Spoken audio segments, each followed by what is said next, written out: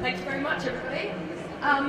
So we know that it's the end of the it's the end of the day. You can tell how it's the end of the day of 2 long days. So thanks for coming to spend some time with us. I'm Jane from McFadzean, and this is Joss from Visit Britain. And we're really excited about this stuff. So what we're going to do today is share with you how our partnership has evolved over the last couple of years from a sort of tactical relationship to a far more deep strategic partnership. And so that's what we're going to share with you today and the learnings around that. There's a number of ways that we define a really successful partnership at Expedia. And my favourite is when people come together and achieve something that they wouldn't otherwise be able to do alone. And that's certainly what we think we've got here today. And Joss is going to tell you a little bit more about it. Thank you very much. Yeah, fantastic to be here. I'm lucky enough, I'm the marketing director at the National Tourist Board. What I'm going to do is hopefully going to give you some really useful content, but I'm also going to show you some fantastic images. Now, these are images that we use around the world. I'm not upset that you won't have seen them before, because these are international. We only use these internationally to drive tourists to Britain. So really our role is absolutely getting people to come here, and I'm going to kick off really and just start to show you, first of all, around really why tourism matters. A lot of the time people think it's good fun, and indeed it is good fun, it's a fantastic industry to be in, but it's also deadly serious. Every single second of every single minute of every single hour, a visitor arrives here from around the globe to spend their hard-earned cash supporting our UK economy and jobs and growth. It's about £21 billion of export. To give you an idea, creative industries is worth about £2 billion. It's worth more than oil and gas and cars put together. It's the 3rd biggest export industry, and it's driving about 115 billion pounds of GDP each year. Over the past 3 years, 1 in 3 of all jobs created have been a tourism job. And a lot of people would say that they're low-value jobs, and I think that's exactly why it's such an important industry.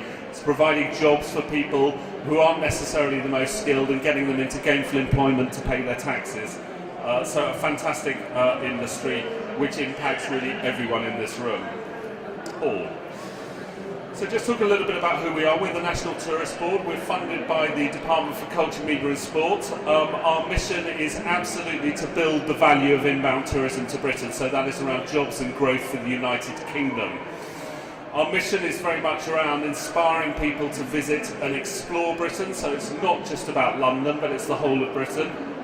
It's about using our 24 offices in 21 countries around the world as an export platform. It's around advising government. We have a statutory duty to advise government on matters affecting tourism, such as, for example, the statistics, how many people come here and how much they spend. And it's also working with colleagues from the private sector, such as Expedia, to make government investment go further and maximise that investment as well.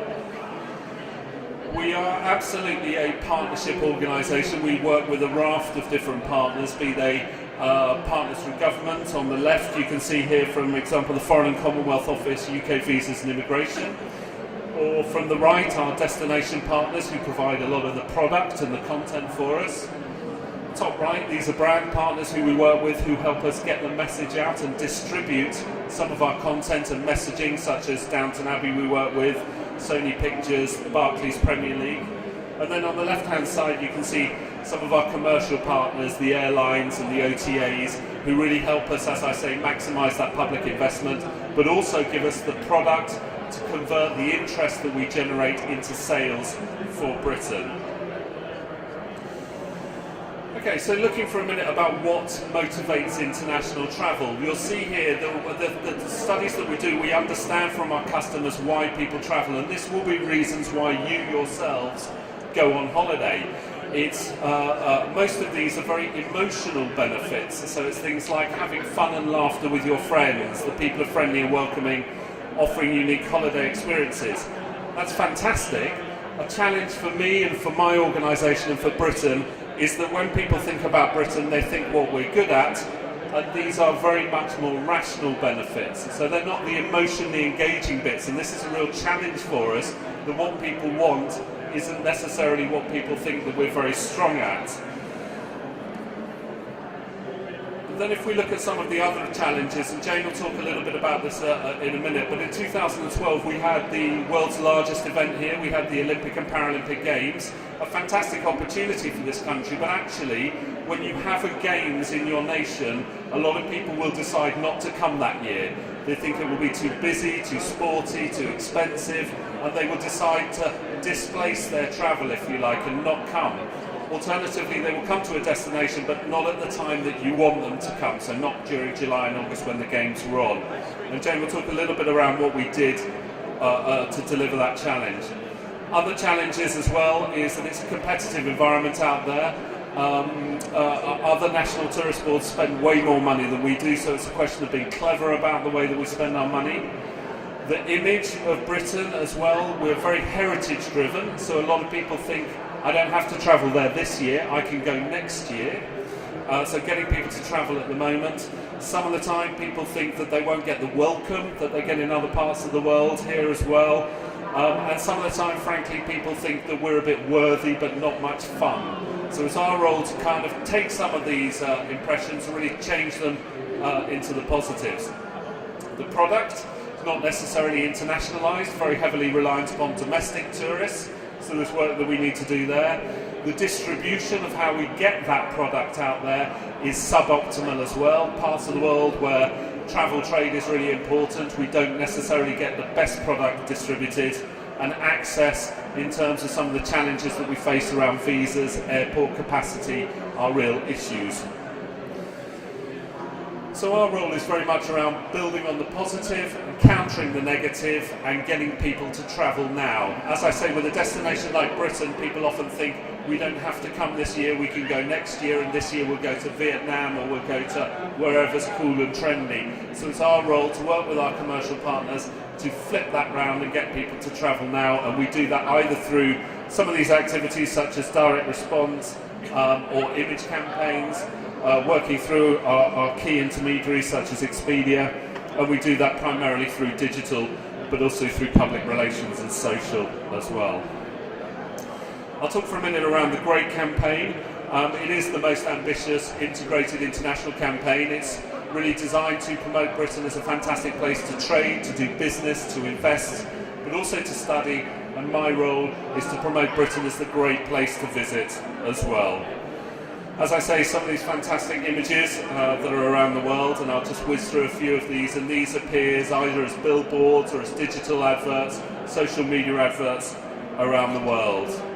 Pubs are great, hope everyone knows that. Bond is great, as I say, working with some of our brand partners as well, and leveraging the fact that global icons like Bond are seen as British, and using that to change those associations of Britain being worthy, to change around to Britain being classic and cool as well.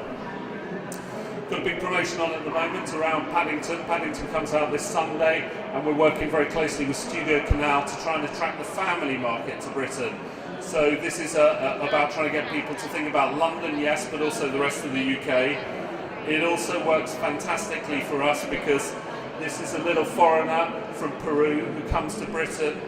He doesn't have any family, and he's welcomed into Britain's arms. So it's a really nice kind of brand association for Britain that we have here. This is my favourite one that I've been able to do. This is an advert for the British Museum, and it's placed outside the Louvre in Paris. It actually says on the advertising, it says 3 of the 5 of the world's best museums free of charge, because of course our national collections are free of charge and the Louvre isn't. So again, one of my favourite adverts. Okay, so what were our targets around this campaign? They were very much around, the brand was really very much around delivering an economic benefit over the 2 or 3 year period of around £388 million. And on the tactical side, it was around delivering business now. So that was around additional visitors, and I'll come on and talk about this in a minute as well. If I just touch upon why we work with Expedia, we have a raft of partners, and Expedia are our most significant partner in terms of investment. And the reason for that is because of the global reach that Expedia can offer us to their different brands. A lot of our activities that we run are digital. That's fantastic for us because it allows that measurability. Expedia, fantastic partner in terms of bringing new product to market, and that's not just London product, but product across the whole of the UK. Over time, we've developed a very close working relationship, and a lot of that is to do with cultural fit as organisations. How do we want to work together? There's that good brand alignment as well, aspirational brands that deliver satisfaction. Working on tactical to begin with, but then also brand partnerships. And again, Jane will talk a little bit more about that and about our evaluation capabilities. We'll pass over to Jane now, who's going to tell us a little bit more about Expedia and why Expedia. Thanks, Josh. So, as we said, we're a global player. We've got a presence in about 70 markets, and what you see here are the markets that we started our relationship with Visit Britain in. Being scalable is incredibly important. It's the heart of everything that we do as a business, whether that's a media solutions campaign or our technology or our product that Josh spoke about. It's all about scalability for us. So it's our global brands such as Expedia, Hotels.com, but also some of our key local players, and this is important for our presentation today to mention Elong, which is our sister brand in China.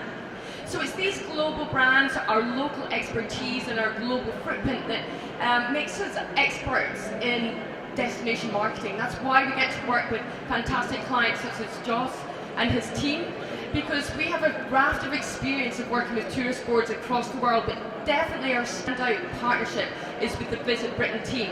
And what we want to do is, explain a little bit more why is that, okay? So we've got some, 3 key learnings. We learned a lot of stuff over the last couple of years, but what we want to do today is just distill that down into 3 key chunks for you.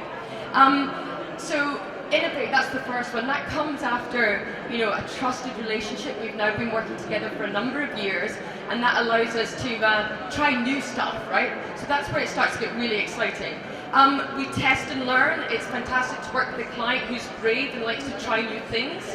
And of course, it's really important for us both to set up our metrics. What are these partnerships going to look like? The measurement of success for these partnerships going to look like as we go forward. So these are the 3 things that we're just going to focus on for today.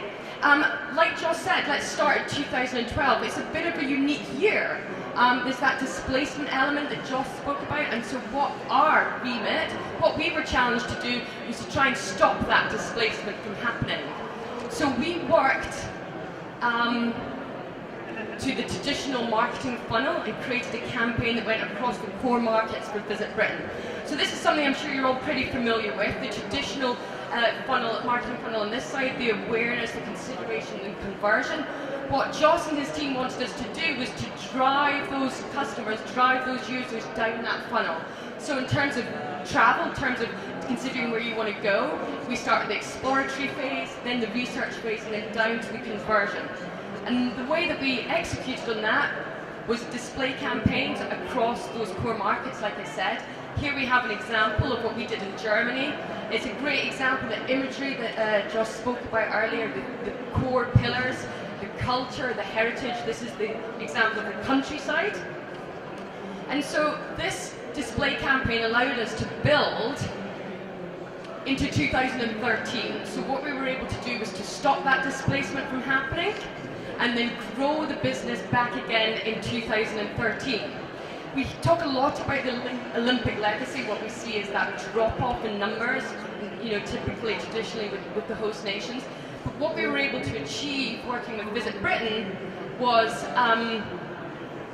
a fantastic 10% year-on-year growth. And we're really pleased with that. What this means at the bottom here is, the return on ad spend was 6 to 1. So we built on the key learnings from the display campaign in 2012 and drove that 10% year-on-year growth, which Joss and his team are asking us to do. And one of the ways in which we did that was by testing out new markets. So what we did internally was we looked at what was happening in our own business. We were seeing changes in consumer behaviours. We were seeing a lot of interest from the Chinese traveller. We were seeing a lot of interest in Britain. What we wanted to do was to leverage that for Visit Britain. And we worked with our sister brand, Elong, in China, and we launched the very first display campaign. tapping into what we were seeing in terms of those consumer behaviours and those changing patterns. And as you can see here, we used the really strong imagery again that we had, and used what we felt would talk really well to the Chinese audience. So that's heritage, culture, shopping, self-produced bags up there, you can see.